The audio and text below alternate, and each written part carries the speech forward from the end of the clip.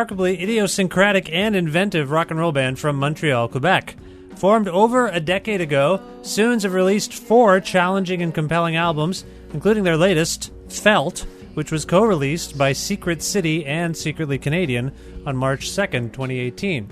Suuns have been touring the world since Felt came out, and ahead of their recent Toronto show, guitarist and bassist Joseph Yarmush and drummer Liam O'Neill stopped by the Entertainment One studio for a talk with me about their band, Montreal, mixtapes, my son, their record Felt, and much more.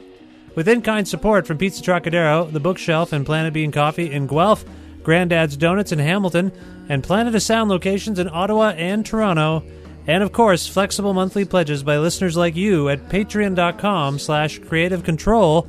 This is the 399th episode of Creative Control, featuring Joseph and Liam of Suuns, with your host, me, Vish Khanna.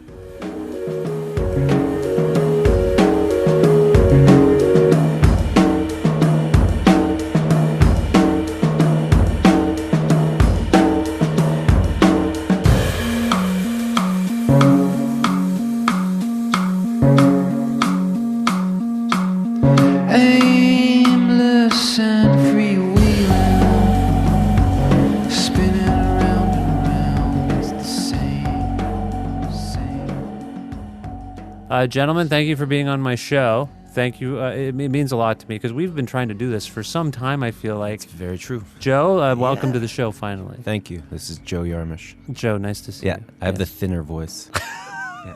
And you, sir? Is that true? I think so. You have a bit of a baritone bass thing happening, maybe. It must be all that congestion, that nice winter congestion. Yeah, it's like talking to Eddie Vedder. Are you Eddie Vedder? Who are you? Yes. Interview over. My name is Liam. I'm the drummer. You play drums in Suuns? Yeah, it's true. Is that your main job in life, is to play drums in Suuns? Yeah, and to play drums in general, yeah. But particularly past few years, Suuns has kept me in shirts, as it were. Right, good. Yeah. That's great. And Joe, what do you do in Suuns? Mostly I play guitar. It seems these days, though, I'm playing more bass, which is cool. One or the other. It suits you, I find. I think I might be even weirdly better at bass. I was thinking about this the other day. I don't know if I'd say that, but no, but I agree that you're very good. It really fits you. Is there a reason why you switched to bass? Who was handling bass before? I was handling most of it, but sometimes Max would play. It just so happened the songs on this record, they're very bassy. There's a lot more just actual bass guitar, whereas the last one didn't have very much. So. Yeah, I get to do that again, which is great. Well, good for you. Well, this new record is Felt. It's wonderful. And I don't get very many CDs in the mail anymore. Once a year. It used to be once a week or a few times a week. So I got one. And so what happens, I'll tell you this. Are you my dad? I am, maybe. That was sent to you? Mr. Vedder. I have put this, what I do is, because I have a small child, and I talk about him all the time on this show. His name is Levon. He's 6 years old now. Nice name. And yeah, he's a good boy. And so we will, when a CD comes in the mail, because he's very obsessed with getting his own mail, I say, you know what, we're going to put this in the car, we're going to listen to it, and we'll decide if we like it.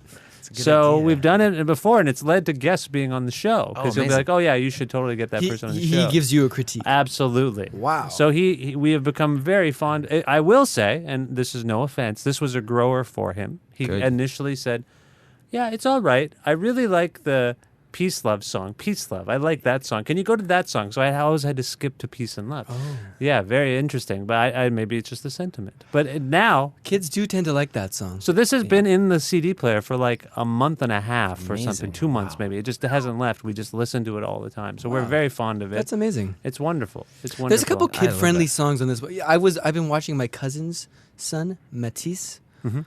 Shout out right now. But... So at the end of Make It Real, there's this extended siren outro. And he now comes to recognize, when I bring the album up on my iPod, he knows that the album cover, he's only 2, means that it's the siren song. It's a fire truck. For him, he's that's what it is. So I just play that over and over again. There are many, am I wrong? There's a few samples. There's even spoken word samples on the record. Is that right?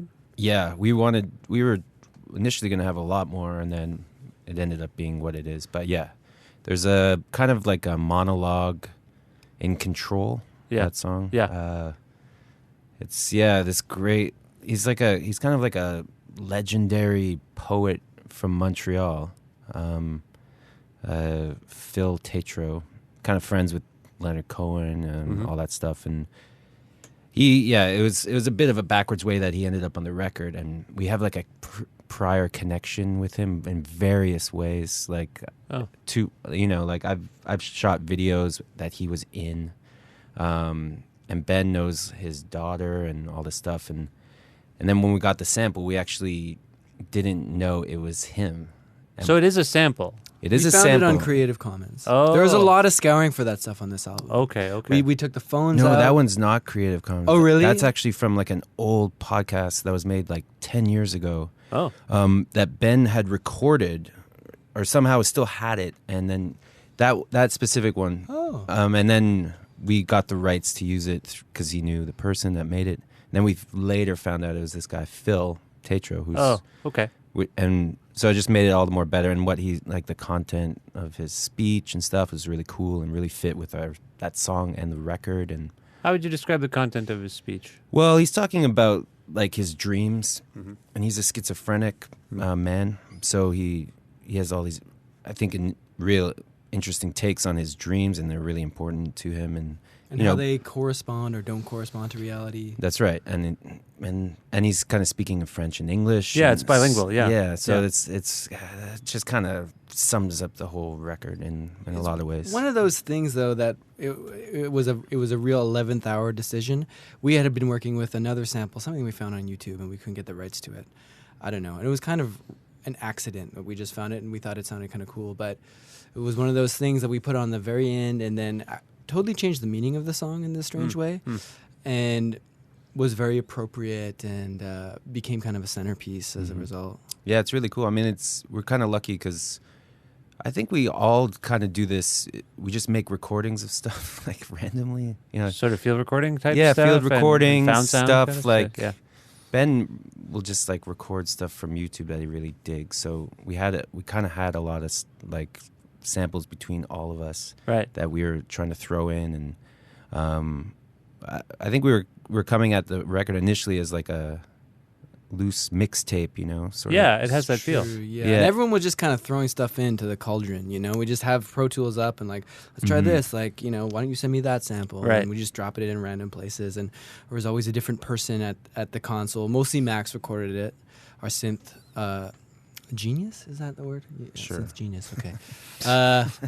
But he was mostly engineered it. But yeah, we'd all be at the table at different times, and just whoever was in the room at the time would be working with the recording for doing whatever they wanted to do with it. Yeah, this is a self-produced record, and you're talking about some things, and I wonder if these things are new approaches to Suuns. Can you? Yeah, well, the mixtape idea, I mean, it didn't really end up like a mixtape, I think, but I think just approaching the record like that was cool. Where's that energy? But that was something we've spoken about since maybe our second record, Image the Future. We were gonna. I wanted to do that, Like a mixtape. yeah, we're like Something the that style, a flowed. lot more samples, and Yeah. even sampling our own like music and stuff. But we never got around to it. So being able to produce this record ourselves, yeah, it's a new way, and it just allows us to do so much more stuff. And we didn't. Yeah. Yeah, I mean, I feel like, sorry. No. Yeah, are you done? Okay, good. You're done now. Yeah, I think that I think I kind of forgot that we'd been talking about the mixtape thing while we recorded the record, but our process really reflected that. Where in the past we'd rehearse songs for a year and then go in the studio and then record them in a proper way. Yeah. To do complete takes and get a good drum sound and whatever. Whereas this was more like we weren't afraid to be like, let's just use this loop. This loop sounds cool. It's from my phone. And then like use a demo guitar that was on Ableton, and then rather than redo it in like the correct way. So Yeah. I think we maybe prized a more interesting sounding record or a more like found sounding record over a professional sounding record. Pristine. More of like a studio sound. yeah. Well, that sort of flirting with incoherence can be damaging, because when you're kind of that mixtape vibe can get a little wild if you're not careful. Absolutely. And I imagine, Yeah. I imagine it may have. Are there, because this is a proper record? It's not a mixtape. It has the influence of the spirit of a mixtape. That's right. Are there other examples of records that capture that feeling? Like when you were talking about this and it hadn't occurred. Oh, okay, here's what has occurred to me and my son. My son and I are huge Beastie Boys fans. Yes. Nice. So we listen to Check Your Head a lot, which is like a mixtape Awesome. in a lot of ways. And I kind of thought that Look No Further reminded me a little bit of So What You Want. You know what? Man, that is so crazy. We definitely recognize that. But We were calling you it the didn't Beastie think about Boys it at song. all. I think we modeled that Has after anyone like a pointed this Rihanna out? jam. Has anyone I think. pointed this out? Immediately. We were just calling it the Beastie Boy Jam. You guys noticed it, but has anyone external to the band Oh, mentioned okay. this? You might have been the first. Yeah, I'm no just one's mentioned curious. it. I'm just curious if my son and I are nuts for the Beastie Boys, and we listen to Check Your Head a lot. Yeah. So this, and then I would start to be like, so just plug me in. Like I would start to rap it, and he'd be like, Papa, why are you doing that? Why are you doing that? Why are you doing that, Papa? And I was like, don't you think it sounds like So What You Want? I was like, no, it doesn't, Papa. Why are you doing that? And I would just Right. do it every time. It's kind of a very different sentiment, but certainly, yeah, the sound and the when you first hear the song, yeah, I could totally see why. Well, I bring it up because there are, I think, other examples of proper records that have explored mixtape feels. Absolutely, We talked yeah. about broadcasts a lot, Yeah, which we always have. yeah. But I feel like this was one where we designed a process that was more similar to what we were listening to a lot, like Haha Sound, I think. And then reading about it and hearing about them doing everything in this bedroom where Trish had this cardboard box over her head for like an ISO booth or something. Right. And just like, totally, just gangster styles. And I guess what we did might have been more like legit than that. But Yeah. when we were looking to refresh things or things felt stale or like proper, like too proper with the song, then we'd listen to songs from that record.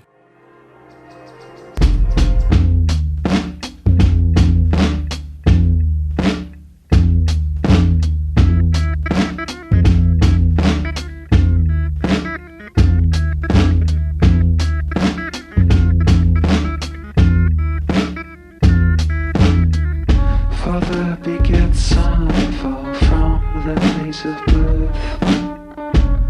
Walk with me on an Elysium field. Bury me in a Canadian shield.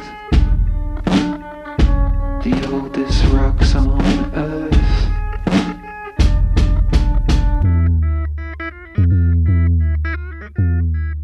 I mean, Look No Further has, I believe, a sampled guitar, right? It's not actually. Is that a played through guitar? That's played. Yeah. What? Really? Yeah, that's a really cool. Through an effect or something? Like That's how this. I mean, that's how that song got made. That's Ben playing guitar, and it's really cool. It's It's from Ableton. no, it's not. No? It's not. It's He didn't do it in the studio, did he? He did. Well, that one. He recorded the guitar lick at home, but it's done in the same way that he does it live, which is through. It's just this Digitech certain delay pedal that has this like harmonizer on it, and it just can't track very well, so it bends notes and Yeah, it sounds so messed up. It's in the key of, it's basically like E, but he has to play it in A or something, Huh. And it just doesn't track well, and that's I mean that's how he wrote that song. It was just like, this sounds cool, and a song came out of it. Yeah. Does a mixtape album, if we can call felt that now, just because we've been dancing around what to call it. Nice. Is it a reflection of, in your estimation, a reflection of listening habits these days? This notion of internet listening and just different sounds all the time. There's a lot of distortion. There's a lot of analog sounds on here. I think there are some samples going on. I mean, we talked There's about a some lot other of things. samples, yeah. Like processed music with organic sounds, and then these very heartfelt vocals. It seems like to really grab at different things going on right now, and I just wonder if you can speak to that. Does it feel like it's a zeitgeist record in some way? Does it feel like of the moment, which is a very strange moment? More than in time. our previous work, I think. Yeah, definitely. And not just being inspired by a musically omnivorous diet where you have access to everything on the internet, but I also think that albums themselves, like proper albums, sound more and more like that. Yeah. You know, like rap music is the pop music of today, and something that we all listen to, and there's always that feeling of kind of slipping through all these different vibes and songs that aren't really songs, that are 1 minute long or something. And we didn't, you know, I think this record that we made is more like proper than that. But yeah, certainly that vibe, that feeling, and having lines between songs unclear is something that has been affecting us, and something that I think this is the first time. We probably always wanted to do that, but just having the four of us work on it, have it be more like a workshop, we felt more open to actually doing those things. Okay. And so is it a reflection of your listening habits in some way? I don't know. I mean, I don't think so, actually. I mean, You've been playing nonstop together, it feels like. I mean, A you're long very time. prolific band. How many albums in are we with Felt? technically Suuns proper, that's our fourth one. Suuns proper. But Suuns, Jerusalem, My Heart. Which we have was a year and a half ago or something? Yeah, exactly. Right. Was it that? Yeah, wow. So, I mean, yeah, we have been playing a long time, and as soon as the touring for Hold Still basically wrapped up, our last record, Which came out in 2016? Yes. So sorry, it's nonstop. Yes. I have to say, you guys are we on a didn't tear. stop. You didn't stop. As soon as that tour ended, we were like, we're gonna start recording demos for the next one, Right. and the demos just happened to turn out to be the album. The So record. it was like we didn't do any demos. So yeah, it was like our last show was end of November or something, 2016. We're like, okay, we'll take December. It was like early January we started this record. We Right. recorded like a third of it. But we Like, did I remember immediately. that first session we did Exalt, we did Watch You Watch Me, and it was stuff that we knew we hadn't done anything like that before. Yeah. And In the moment? Like, is it stuff you'd sort I of... think at that, I remember coming Yeah. home, we did a short session, like 3 or 4 days. And I remember coming home and being like, that was a different thing that's really exciting. Mhm. And the thought of retracking those songs later in the right way just seemed like it would take all the momentum out of it. Yeah, it was cool. It was like, and I think that's what happened. Was we thought we were just recording demos, so like the ideas just did flow kind of more freely, and we weren't really worried. There's like a bit of an expectation sometimes when you make records and you have this certain time frame where you've rented a studio and blah blah blah. So you just don't want to mess it up, you know? Yeah, it's like time to do it. Like, let's yeah. do the thing. And this is more in the way that you, like, if you're an up-and-coming musician or a band, you make a record like this, you know, maybe in your house. It would, over a longer period of time, it wouldn't be at a studio for 3 weeks or something. This was made in a Yeah, break glass studio, yeah, right? It was. So it's like a mix of that. I mean, we're lucky enough that we have a good relationship with those guys, and they just rented us the space, set up a couple mics for us, and left us the keys, basically.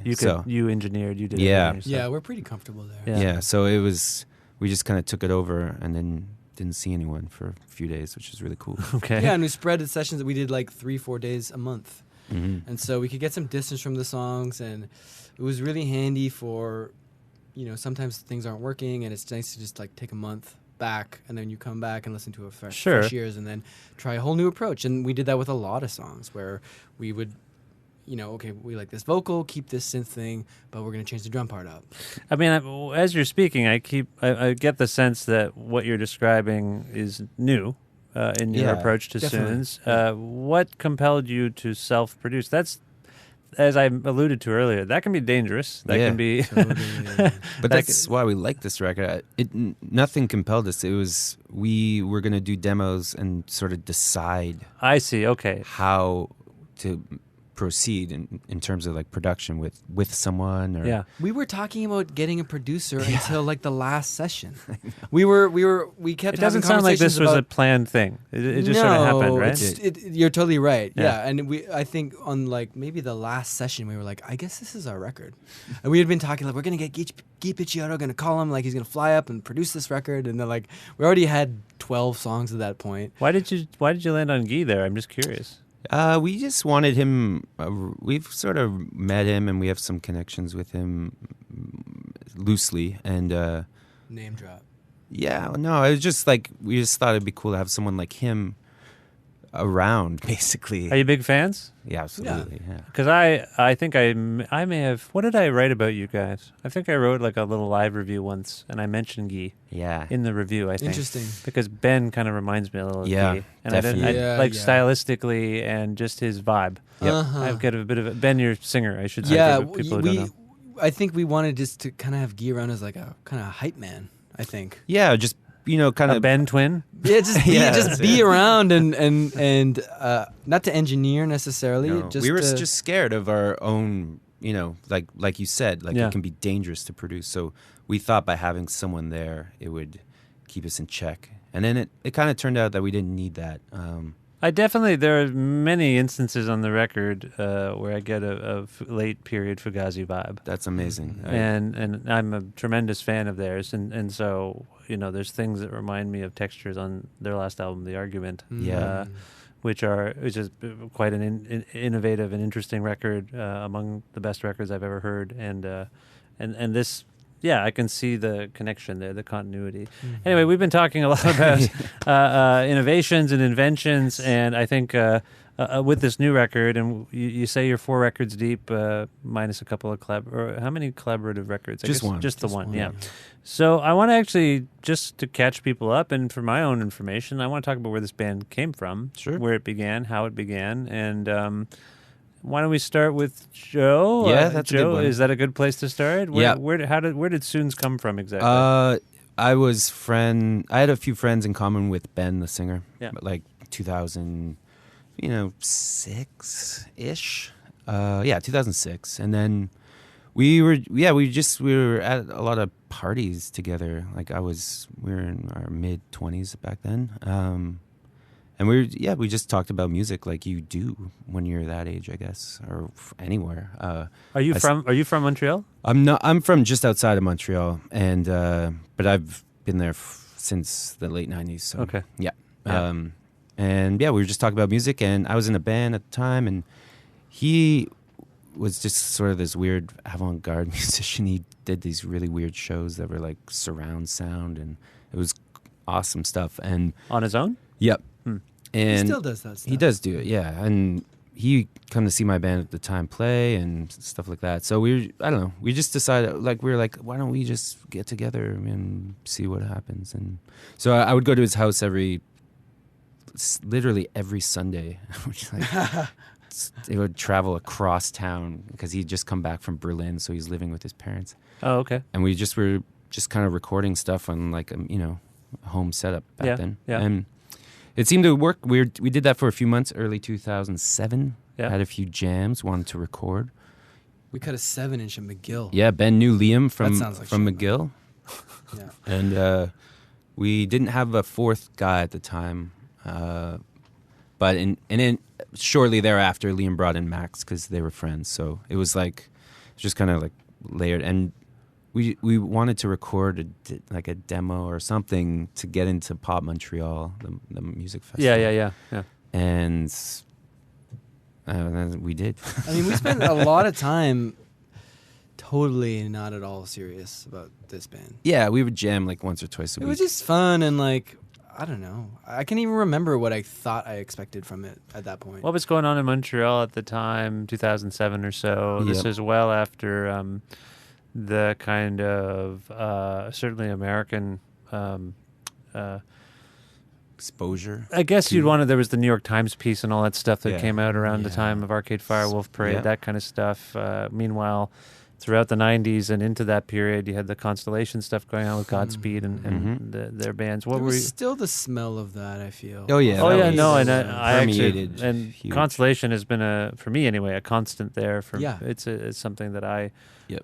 still value and continue to. I mean, I think they still are doing amazing work. But were you connected to any of that stuff? Like you guys are? No, No. not really. We No. were sort of in our own Yeah. thing. We all knew we all had some different connections, but it always seemed like something that existed a bit not outside of Montreal, but in its own environment within Yeah. Montreal. And I never... Which one are you talking about? Because I referenced the kind of pop Montreal explosion stuff. Yeah. With like, Arcade Fire and At the time, that crew. I can't speak definitively, but I remember at the time seeing a lot of what you might call the residue of that explosion. There was more of a chamber pop thing going on. Yes. And, a lot of people moving into the city too. Yeah.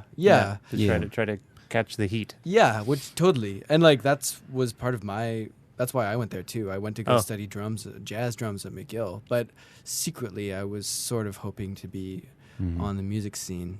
And like you went to the school knowing it had this very, prominent music. Yeah, scene. Also Montreal was the only place I'd ever been. I grew up in Kelowna.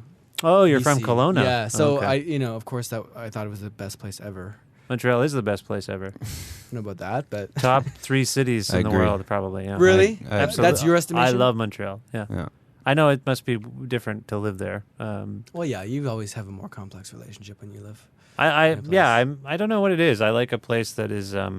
It feels like a different place to me, but also feels very comfortable and at home. Yeah. Thanks to Pop Montreal in particular, I got really familiar. I paid the exorbitant Bixie bike fees, and I would bike all around Montreal. That's a great thing. It was actually good. I actually liked it, and I would go to the different venues and get bagels and all that. So I did all the kind of typical stuff you would do, and I just got to know. And I feel like I have a good network of friends there too. So I just felt for sure. I've always felt kind of connected to it, and it feels welcoming. I don't know if you were getting to this notion of these scenes kind of had their own bubbles or whatever, and it was kind of, I know some people see those kinds of communities as having some insularity, but I always felt I kind of navigated all of them, it felt like, or as many of them as I could, and I didn't mean to. I guess that, like if I'm implored to talk about scenes, then I will frame things that way. Yeah. But that's not to say that I ever felt, or that I think that Suuns ever felt that we were outside or excluded in any way. There's always been, and all of us have been. Suuns is keeping us busy right now, but we've all been playing with a million other things and still do. Yeah. When we have time and we're back, and we try to. It very much enriches my life to play around and just try different things. Yeah, we have been talking about the kind of eclectic aesthetic of felt. It's kind of hard to pin down. We've used terms like mixtape and whatever else, and I think that's accurate. Suuns has always been kind of a pretty eclectic band. I think when we first started working together, and and it started to really take off, and we were starting to do more interesting things. I remember at the time thinking that this was a group that could go in many different directions, and they all kind of suited us. We can do a Pink Floyd cover or a Fugazi cover, and they both are equally unsurprising. This is where I was going. I just wonder if, after Joe and Ben and after you all convened, I suppose, where did the band go exactly? How would you describe the earliest sort of sonic approaches to music? It was a bit of a spaghetti against the wall thing, a little bit. Like we always had this very similar setup as we do now, like the keyboards and drum machine. That was kind of there from the beginning, and the guitars. But it was like two bands always. This loud sort of guitar side, and then this smooth electronic side. But and Ben was learning how to sing. Of course, he had never been in the band, never really sang, stuff like that. So it was a couple of years of playing once or twice a month in Montreal. We always played a lot live, and we were always recording. So we recorded like an EP on our own and our 7-inch and stuff like that. And so we were getting really, I don't know, more at ease with creating our sound. It was just kind of happening naturally. And then by the time we made our first record, we had a bunch of songs that we just like hammered out as fast as we could. I mean, one of the reasons I brought this up, and I think you touched upon it there, maybe Liam did too, this notion that and again, I don't mean to reduce or be reductive here, but yeah, objectively, Please. Montreal has this kind of, it's known for this pop thing. It's also very well known for more of an avant-garde thing. I always viewed Suuns as being somewhere in the middle of those things. Absolutely. Is that accurate? There's always like hooks and melody within texture and noise, and a sense that there was real freedom, structure-wise. And live, it's astonishing. Like it's a totally infectious thing to see the band but it's also very challenging, and that's Yep. not easy to pull off. And I think that It's well, yeah. I mean, and we're aware of that. And when writing a song, when recording a song, we recognize it's pretty fine line. Mm-hmm. It's the kind of group where if one thing doesn't sound just right, it brings the song into a whole nother environment that we don't want it to be in. And it's always an exercise in straddling this very specific thing. And that's why a lot of these songs are built on like that guitar sound and Look No Further, which is it's a very particular sound. It's not the kind of thing that you could just play on any instrument, It doesn't even sound, to be honest, like I said, I was surprised when you told me it was pretty much played through. I thought it was a sample. It blew my mind. I was like, It what? blew your mind? Yeah, I couldn't understand how he got that. It was like just a freak thing, It's Yeah. like, yeah. But I want to say on that tip, like you talked about the first record, Joe, like it was kind of this grab bag or spaghetti against the wall. I kind of thought in those days that I remember thinking that eventually we'd coalesce into this more coherent group where it's like, oh, this is a pop band or this is a punk band. Sure. But we never really did. We just kind of kept going, and we just went deeper into all the directions that we were doing. That's just how we are. And we often nowadays we'll reference our own music when we're working on a new song. It's like, well, it's like this old song that we used to do. Right. And so there are these kind of little, like, maybe 4 or 5 environments that we're capable working in. Yeah. And then we sort of pick an avenue. We're like, Okay. oh, is this one like up past the nursery? Like, it is. And then we'll do it like that. You will actually try to play like yourselves? Well, it's unavoidable, really. I mean, Yeah, I would say it's not that, but so much as because our sound is so particular, like I was saying, Yeah, so kind of specific that there are just these sort of sets of rules or you call them like strategies that we know are going to work for a certain type of song, and Right. not for others. Right. Okay. There's been some chatter, like this record's been out a little. When did this record come out? In the A couple weeks ago. yeah, not too long. Yeah, this year, early right. March. Yeah. So I was reading some of the reception to it, and there seems to be a real. People seem to really be emphasizing the fact that it seems particularly joyous. Yeah. Like, there's a lot of joy in the record, Yeah. and I wonder if you can speak to what came before it. Does that distinction that people are making mean that there was darkness in the band before? That yeah. was it a dark band? And People tend to. Interpersonally? both. Yeah, Oh. I'm just curious. Actually, first of all, do you agree with that assessment? Did you feel like this record has some lighter moments Yes. on some level and Yes. joy for a Suuns record, and then within that? Does that mean that it is a departure for people who've been listening to the band? There's like I wonder, because the cover is very bright. It's like this neon sort. It's not bright, but it's whatever. It's like, and it's brighter than any other cover we have ever put out. And I'm as a social experiment, it'd be really interesting if it was like just another stark monochrome cover. Yeah. If people would feel that way about the record, you know, That's funny. Like if this Yeah, thing was exactly. the cover If it was a black and white photo Yeah. or something. of disjointed hands. Yeah, and I think that does play in a lot of. You do, eh? Like, yeah, I think visuals play a part. Come on, we got some major chords on this one. Yeah, Never no, had that for before. sure. I mean, I think they go hand in hand, and they sort of like we definitely like our last record is people seem to say it's the darkest one and the weirdest one and all that stuff, and I mean, it doesn't seem like that to me. I'm like, Yeah. but looking at the record, I would guess that it is the darkest one. Right. Just if I had to like look at it, and It's got the most austere cover. yeah, because when I think about albums, I tend to think about the cover Yeah, first. It sure. just pops in your head. And, Sure. And I believe that informs to some extent how you feel about a record. You took these photos. You helped design it Mhm. with Ben and Brian Case. Brian Yes. Case is Brian Case is a beautiful man from Chicago. okay. He has a band called Disappears. Oh, okay, cool. Yeah, and Yeah. a new band called Facts, which Okay. are great. Okay. Yeah. So you do you want to say something about this cover since you were talking about how Yeah. much album covers mean to you and that this one is bright? Yeah. I mean, it's called Felt, so Yeah. it sounds It's a bit of a play on words, but it sounds sort bit. of emotional on some level. Yeah, can you talk about that? Yeah, I mean the concept for the record, which is a hand basically poking a balloon. It is indeed a hand poking a balloon. That's exactly what it is. It looks like a black and white hand almost. It is a plaster cast of a hand. You have all this color, and you have this hand that seems to be... Yeah, it's white plaster, so it's not a real hand.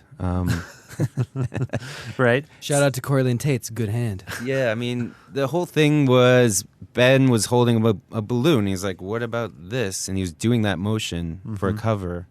And just in my mind, I was like, I don't even know what you're talking about right now, man. Like, we were making the album too, and like I had a whole bunch of stuff in my mind. But it actually sat with me for a long time, a few weeks, and I was like, maybe that is a really good idea. And so it just snowballed from there, and I was like, well, it has to be a plaster cast hand for no reason. Just to dehumanize it a little bit. Yeah, just make to maybe it a little cold. add a little element, and I had that color, the color of the record I had in my mind since we were making that album. Like I actually like showed people. What color is it? Well, it was supposed to be neon yellow. It's I think it's a mix because of the way it's lit. It's a little greenish, isn't it? Some people think it's green. To me, That's it's right. solidly yellow. I have some color. I don't think I'm color blind. I think I'm color stupid. I don't think I have enough knowledge about color. Sometimes. Yeah. Many males are. Really? Is that right? Yeah. I have trouble. I like geography maps when in high school. I could never. They were like the brown. Which one's the brown country? India. You must mean India. That's what I would say. Just because I thought they were being racist. Right. But no, it was always like a weird. The brown and the green, the off green. I couldn't figure out what was what. Oh, Yeah, interesting. I think it's just the way it's lit. If it was lit really brightly, it would be neon yellow. Yeah. Yeah. So okay. So the people you think are judging this book by its cover. I think that plays into it, and I also think like the visuals also sort of parallelly developed with the music, and like it just works. That to me, it really works with this record, and it's on some intangible level. Okay. The reason why, and I could speak all day about it being like a brighter, more positive record.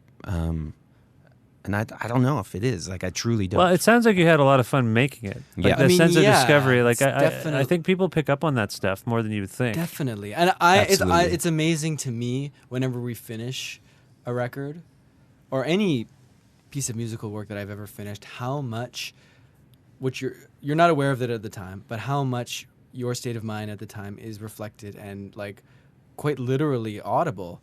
We had such a fun time making this. We were just experimenting, and things felt really exciting, and there was a lot of exchange. Like, oh, try that. Like, oh, that's so cool. Let's do this. And it felt like making a record for the first time again. And and Hold Still, I do remember was more.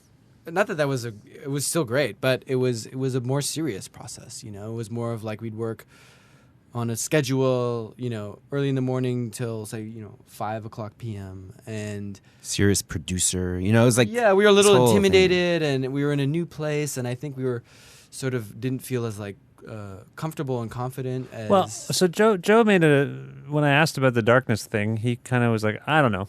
I think that's what you were basically saying. Like, if people see it, I don't know. Do you feel like it was a dark record, Liam? Or Yeah, and if so, do you know where the darkness from 2016 from whence it came? Yeah.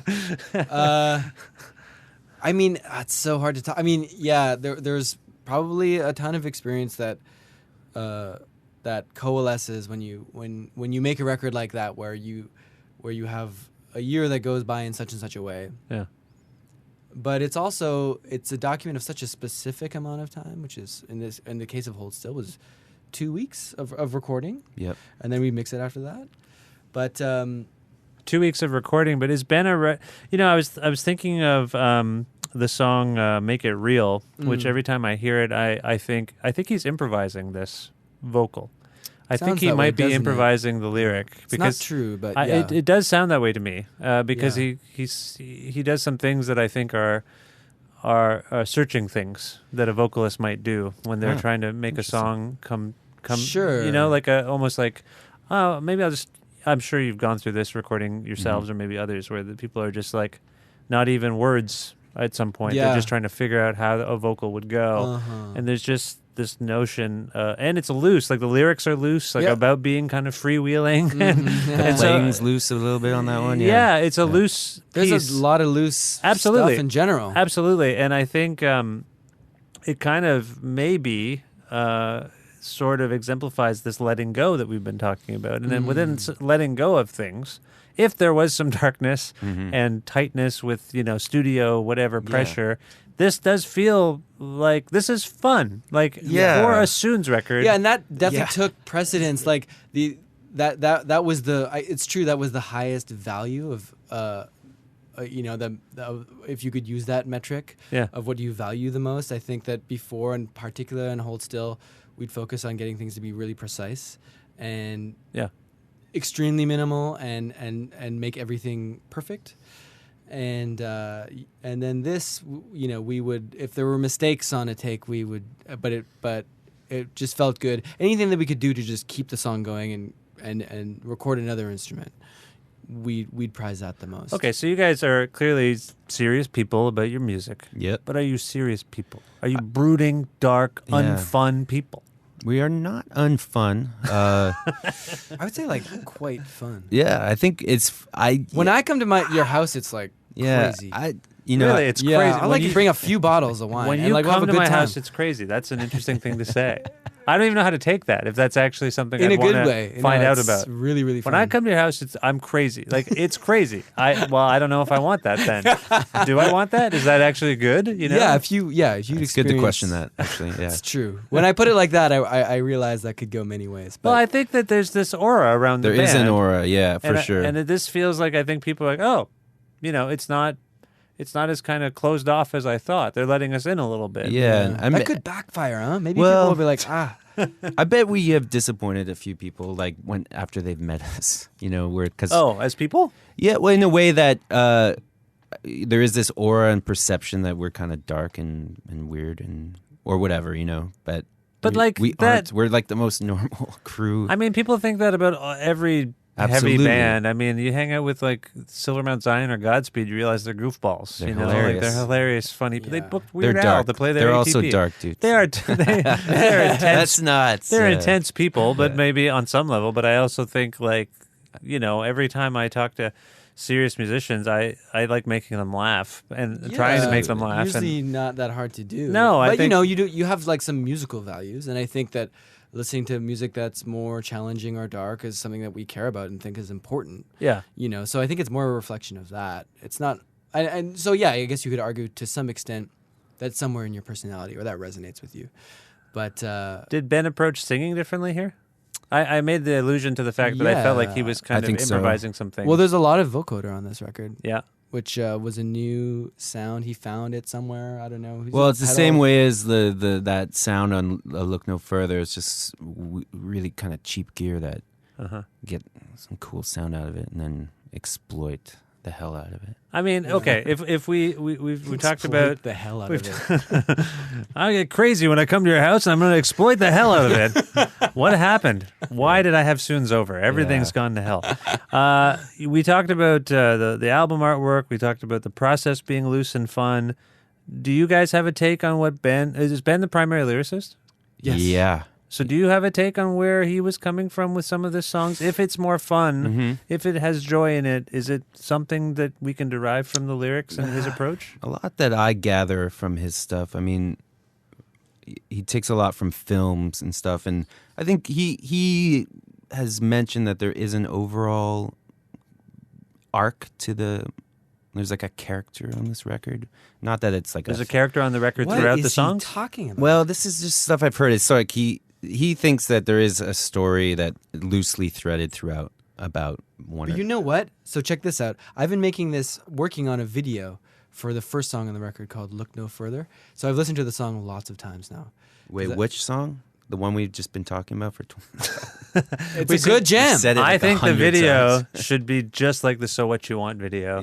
Okay. Which I don't know if you know this. I but- don't know that video. Okay, I the do. video is fantastic, I know. and what Okay, Adam alright. Yauch did is he actually got them to. It looks like the video's in slow motion, but the mouths are totally in sync with the lyrics. So what he did was they double sped Oh wow. the lyrics lip That's sync. so fast. So they all they double timed their vocals, lip syncing. right. But then when they rendered it as a slow motion film, it actually Oh. matched up perfectly. That's so fast. So I think you guys should do that, and then the So What You Want. You're a little bit too late. A little bit sorry, too late, damn it. my friend. I'm sorry. I don't mean to direct the video. Well, we I'm could have sorry. 2 videos. Anyway, for the I didn't same mean to song. interrupt. You're talking about film. You're talking about Well, Ben, this is the video.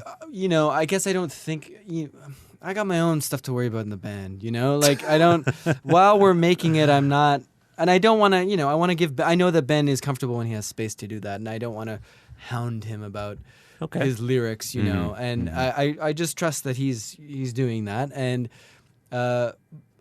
but there were a lot of things that I wouldn't have thought twice about, and I think particularly on that song "Look No Further," just sounded cool to my ears. But after listening to this probably 100 times, making this video, I realized there's a very particular narrative to that song Absolutely. about Absolutely. being probably coming from Iraq, his father, and growing up in Montreal and having this new life that is so comfortable and awesome, and then being fundamentally bored. I also found the lyrics to Daydream on a music Bored in stand. Montreal. Well, the thing with Look No Further is like, you don't have to look any further because you're at this place you really dig. But at the same time, don't look any further because it's freaky. You know, Yeah. you'll like, Okay. you'll wig out. It's like Right. a command. That's what that song So this essentially is about. there's a few things like this where everyone's perception that it's joyous. I'm like, I find it like it's film noir to me. It's a little, Dude, it's yes, quite unsettling. It's a Guy Ritchie film. Yes. You know, put to music. It That's- is.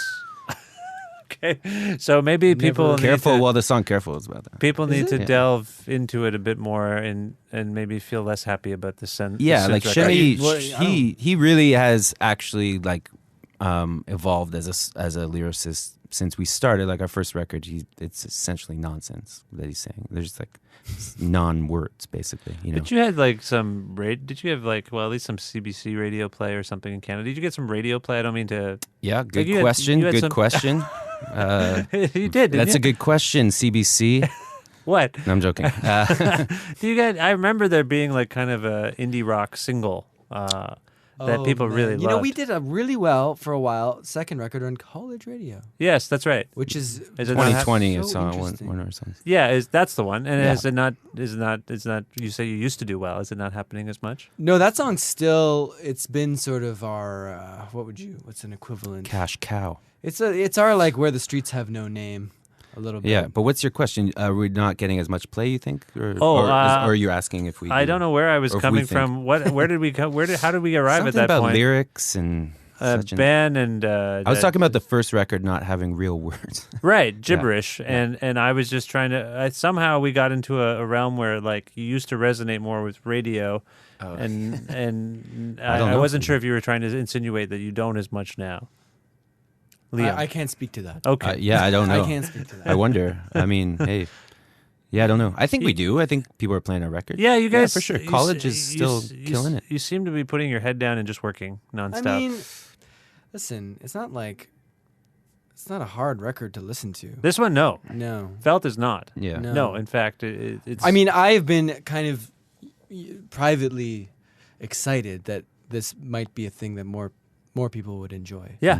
Because there was a thing that we were doing before that was more exclusive, and maybe that's what made us cool, and we're not doing that anymore. I don't know. I have no idea. I'm just We I rounded just the work corner. every day. We you know? definitely rounded the corner on that, and it feels good to do that. You can't like stay on one thing forever and expect You can only it do to that for resonate. so long. Exactly, and Particularly if you're making you guys made a mixtape. I mean, you made a Yeah. mixtape on purpose, basically, so you could Yeah. do different things. it feels right. I mean, Yeah. it just feels like the right time to have done that. It's a wonderful record. So what happens? You've had this process now that was different from anything you've really done before. What happens next for this band? What do? Do you build upon that experience and try to replicate it, or do you? I hope so. You call up Guy Picciotto and see if he'll come and. Hey, he's welcome anytime, man. I definitely hope so. I also recognize that, I think about the arc of a musician's life and like the karma that you have. You can laugh, snicker, or whatever, but that I think that no one. I don't expect. No one laughed at all. Good. That's for the listeners then. Are you laughing at home? Someone is cackling. Are you laughing at home? Yeah, you should be. Yes. That I'm fully aware that having a record that came together that easily usually only happens once or twice in one's career. Right.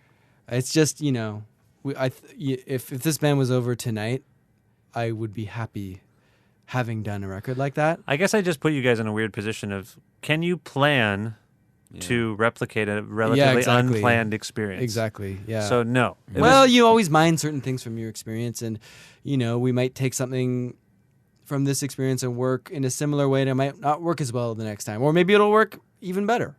I mean, obviously, you learn something. I think people work with the same producers or engineers over and over again because they know it worked the last time. Yeah, and you keep going deeper into this that was a roll of the dice on some level, it sounds like, but it worked out.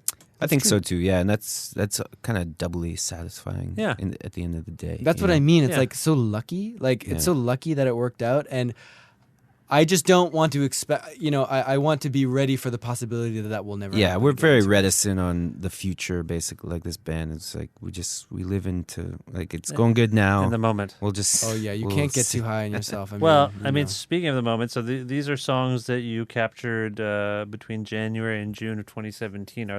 Were there things that didn't make the record? Are there newer things you're playing now on the road? No. Not yet. But there are a few things. Every record seems to have some things that didn't make it, sometimes surprisingly.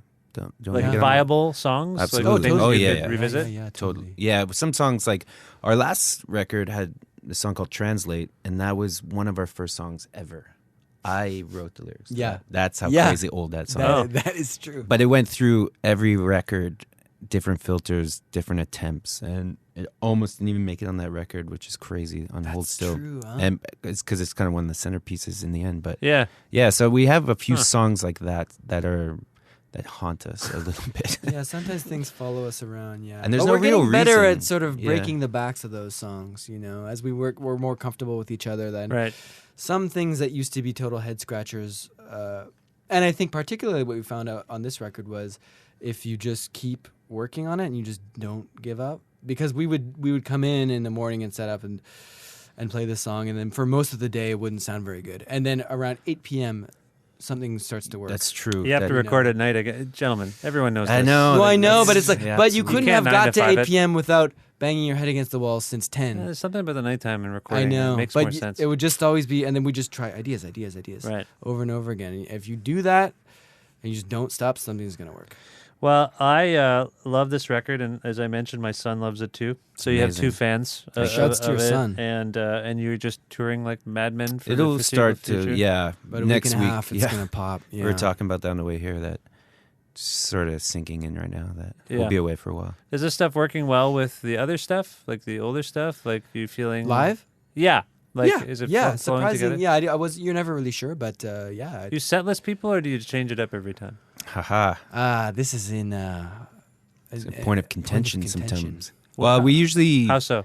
Well, Liam is very hands-on with the set list usually. Yeah. Drummers always are. Is that true? I've been a drummer, and I always want to make the set list. I know. No, and every drummer I talk to is like that too. Well, every drummer is a borderline control freak. There's no drummer that isn't. That's it. Because you're really I will driving totally the admit whole that. thing. Yeah. And I feel like you're like, I need to know what we're doing. Yeah.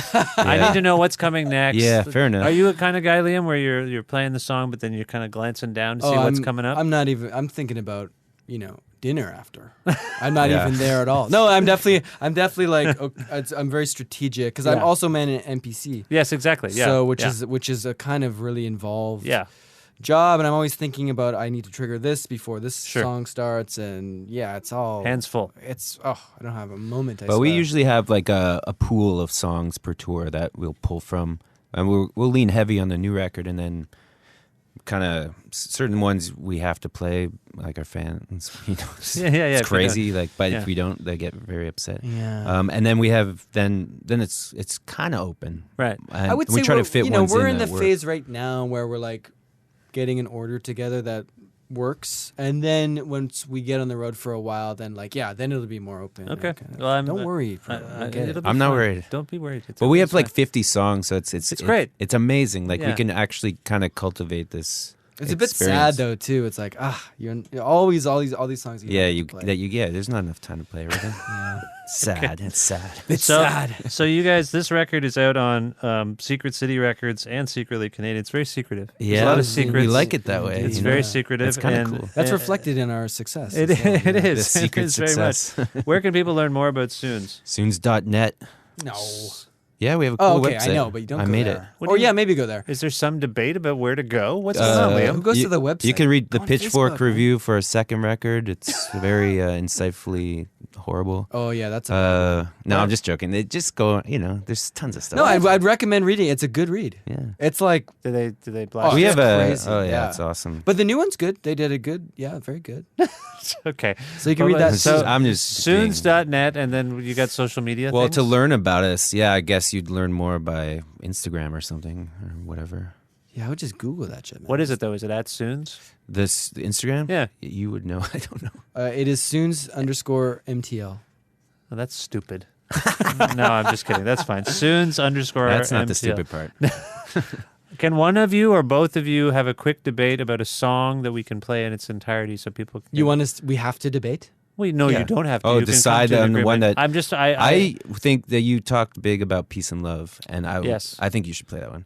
You okay with that, Liam? Damn sexy. There's jam. a really Sorry. great sax solo by Ted Crosby. Oh man, my wife is so into that Yeah, solo. amazing. Well, my Every son... What do She you... goes crazy. You're saying it like in kind of a weird way. That Like, is you weird, sounded yeah. a little randy. Like, No, my no, wife no. It's not about that. loves the sax part in that song. Oh, I just want to make it, baby. I just want to make it clear.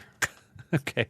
Clear Well, to everyone. We, Yeah, good. my son loves this one too, and I thank you for picking it. So this is Peace and Love from the record Felt by Suuns. Joe, Liam, thank you so much for being on the show. I hope you had fun and best luck in the future. I had the best time, Vish. Thank Amazing. you. Yeah, great. Baby, don't lead me, don't lead me downtown. I want peace and love, peace and love. I wanna feel it.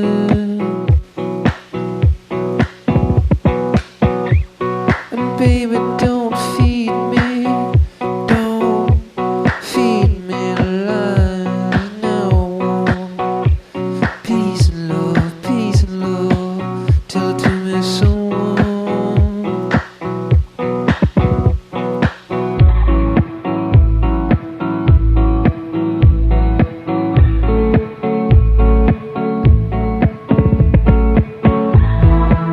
Over and over again.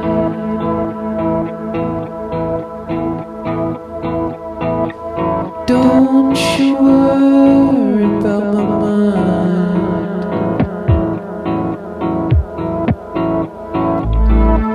Something's happening.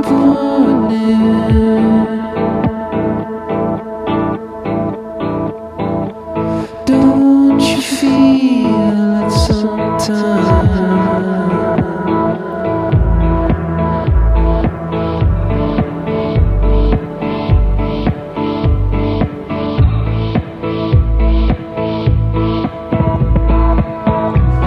And baby, don't bring me downtown. I want peace and love, I feel it coming.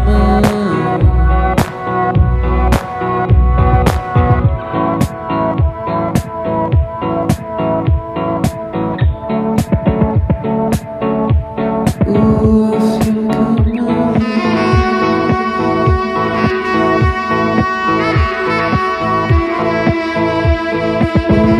feel it coming.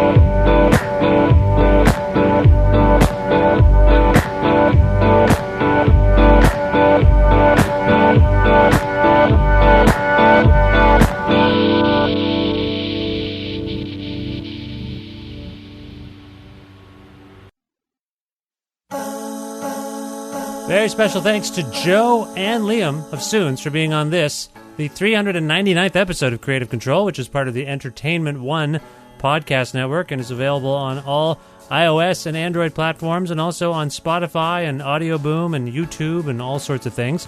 If you can't find an episode that you're looking for, or if you want to learn more about me and sign up for my regularly scheduled newsletter, please consider visiting my website, vishkhanna.com. You can like Creative Control on Facebook, follow us on Twitter @VishCreative, or follow me @VishKhanna. You can listen to a radio show version of Creative Control on Wednesdays at noon Eastern Standard Time around the world at cfru.ca, or on an actual radio at 93.3 FM if you're in or near Guelph. Also, please visit patreon.com/Creative Control to make a flexible monthly donation to keep this podcast going. And if you're interested, I still have some t-shirts for gifts for people who pledge, so if you'd like one, let me know. Pledge, ask me for a t-shirt, we'll figure something out. I'll get you one ASAP if I have the size and the design that you like. I'd like to thank all the people who support the show with in-kind support, like Pizza Trokadero, The Bookshelf, and Planet Bean Coffee in Guelph, Grandad's Donuts in Hamilton, and Planet of Sound, who have locations in Toronto and Ottawa. Thanks to Jim Guthrie, my pal Jim Guthrie, for letting me use the instrumental version of The Rest Is Yet to Come to end this show each and every week. I'd like to thank the crew at Entertainment One, Annalise, and all my friends and colleagues at CFRU for their help with the show. Also, I'd like to thank you for listening to it and telling people about it and downloading episodes and rating it and reviewing it positively. It really helps, and there's lots of shows. Obviously, this is the 399th episode, so if you're new to the show, there's a lot to get to, and most of it's pretty good. I think most of it I stand behind. Some of it I don't, but it's pretty good. So yeah, please continue to spread the word about Creative Control. I will talk to you very soon. Goodbye for now.